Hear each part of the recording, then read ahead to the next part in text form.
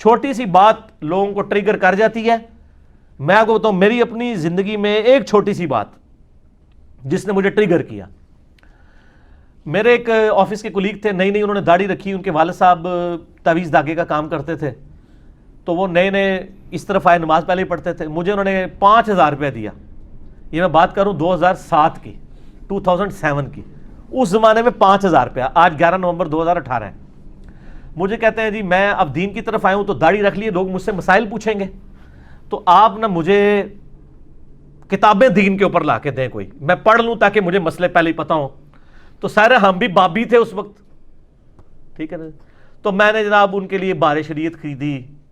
اچھا جی, اس طریقے سے ملفوظات اعلیٰ حضرت, احکام شریعت, قرآن حدیث نے ان کو خرید کے دیا, کیونکہ یہ تو ظاہر ڈائریکٹ پڑھنے سے انسان گمراہ ہو جاتا ہے نا, سمجھا کرو نا. تو یہی کہہ رہے ہوتے ہیں نا, ہم بھی یہی کہتے تھے. اچھا تو اس کو کتابیں, میں ابھی بھی, وہ بھی میرے ساتھ ہی ریورٹ ہوا ہے نا, ابھی ہم ایک دوسرے کا بڑا مذاق اڑاتے ہیں, تو میں اس کو کہتا ہوں تم میرے لیے ہدایت کا سبب بنے ہو. ہوا یہ کہ وہ اس کے ملفوظات اعلیٰ حضرت میں وہ عبارت آتی ہے نا کہ نبیوں کی بیویاں قبروں میں پیش کی جاتی ہیں, ان کے ساتھ شباشی کرتے ہیں, نعوذ باللہ. یہ عبارت نا اس نے کہیں پڑھی, تو بیچارہ دنیا دار بندہ تھا, اس نے انڈر لائن کر لی. اگلے دن آفس میں آ کے مجھے کہتا ہے یار یہ منو کیڑی کتاب تو لے کے دیتی ہے اللہ دے بندے, دیکھ دیکھ کے لکھے ہے. میں نے کہا کیا لکھا ہے؟ کہتا نہیں پہلے مجھے بتاؤ, اگر کوئی کہے کہ نبیوں کی بیویوں کو قبروں میں پیش کیا جاتا ہے ان کے ساتھ شباش. میں نے کہا استغفر اللہ, اتنی گستاخانہ بات لکھی ہوئی ہے. تو اس نے نا کہا یہ آپ کے اعلیٰ حضرت نے لکھی ہوئی ہے ملفوظات میں. مجھے وہ کہتا ہے یہ دیکھو لکھا ہے. اب جب اس نے کہا نا اعلیٰ حضرت نے لکھا ہے, اب میرے لیے اعلیٰ حضرت سے اختلاف اسی طریقے سے جیسے کیسے کوئی صحابی سے کوئی اختلاف کر دے, اور میں پہلے کہہ بھی چکا ہوا تھا. تو میں نے درمیان کا, میں نے کہا یار یہ مس پرنٹنگ ہوگی. وہ کہتا ہے یار مس پرنٹنگ کو چھوڑو, اگر یہ انہوں نے لکھا ہے تو یہ غلط ہے. میں نے کہا غلط ہے, انہوں نے بھی لکھا ہے. بس سر یہ ایک قبولیت کا لمحہ تھا, اللہ نے میری بات سن لی کہ میں غلط کو غلط کہنے کی جرت رکھتا ہوں. جب پہلی دفعہ میرے سامنے آیا, میں کتنے دن پریشان رہا کہ یار اتنے بڑے بڑے بزرگ بھی غلطیاں کرتے ہیں.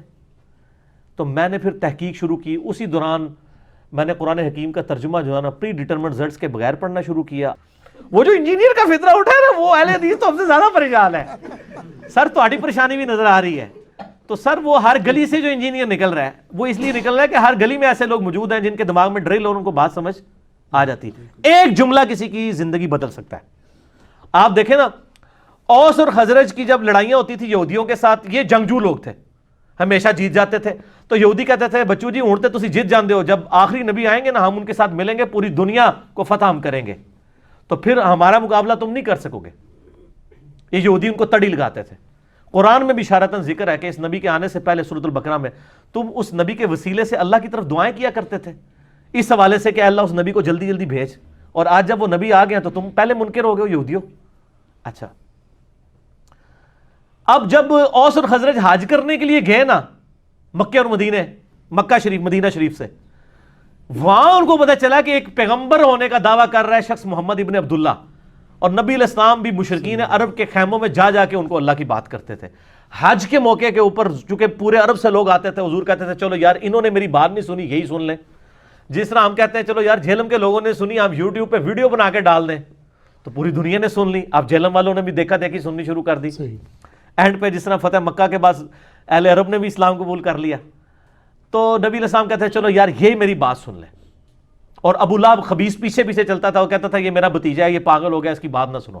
نبی علیہ السلام پھر بھی ڈٹائی کے ساتھ بات کرتے جا رہے ہیں, پورے ڈٹے ہوئے اپنے اس حق کے اوپر. تو وہاں پہ اوس اور خزرج نے جب سنا نا, انہوں نے کہا یار یہ تو لگتا ہے وہی نبی ہیں جن کے بارے میں یہودی ہمیں تڑی لگاتے تھے کہ ہم اس کے اوپر ایمان لائیں گے اور ہم پوری دنیا پہ قبضہ کر لیں گے.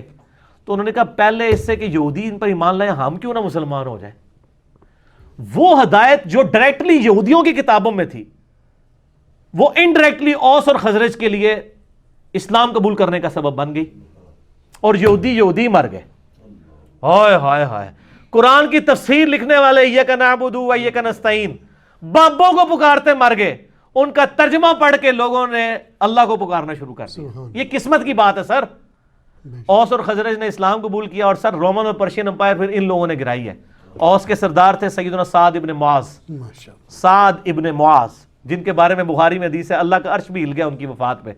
غزوہ خندق پہ ان کو تیر لگا تھا نا, عمر سیریز میں سر انہوں نے وہ منظر فلمایا ہے, تو وہ رگ جاری ہو گئی تھی ان کی, تو اسی پہ ان کی شہادت ہوگی. اور سعد ابن عبادہ وہ خزرج کے سردار تھے جو 155 اصحاب صفا کا کھانا ان کے گھر سے روزانہ جاتا تھا. ٹھیک ہے, حضرت ابو دردہ, حضرت ابو ہریرہ, ان لوگوں کی فائنینشل سپورٹ کرنے والے حضرت سعد ابن عبادہ تھے رضی اللہ تعالیٰ عنہ. تو سر ان لوگوں نے بات کسی اور کو سمجھائی گئی, تبدیلی کہیں اور آ گئی, بک کہاں اور تھی, تبدیلی کہیں اور آ گئی. اس لیے آپ کو کہا جاتا ہے آپ سچی بات کریں تو انشاءاللہ تعالیٰ بات پھیلے گی. ٹھیک ہے جی, اللہ تعالیٰ سے دعا ہے جو حق بات میں نے کہی اللہ تعالیٰ ہمارے دلوں میں راسخ فرمائے. آمین ثم آمین. اگر جذبات میں میرے منہ سے کوئی غلط بات نکل گئی اللہ تعالیٰ ہمارے دلوں سے معاف کر دے اور ہمیں کتاب و سنت کی تعلیمات پر عمل کر کے دوسرے بھائیوں تک پہنچانے کی توفیق عطا فرمائے. سبحانک اللہم و بحمدک اشہد ان لا الہ الا انت استغفرک و اتوب الیک وما علینا الا البلاغ المبین.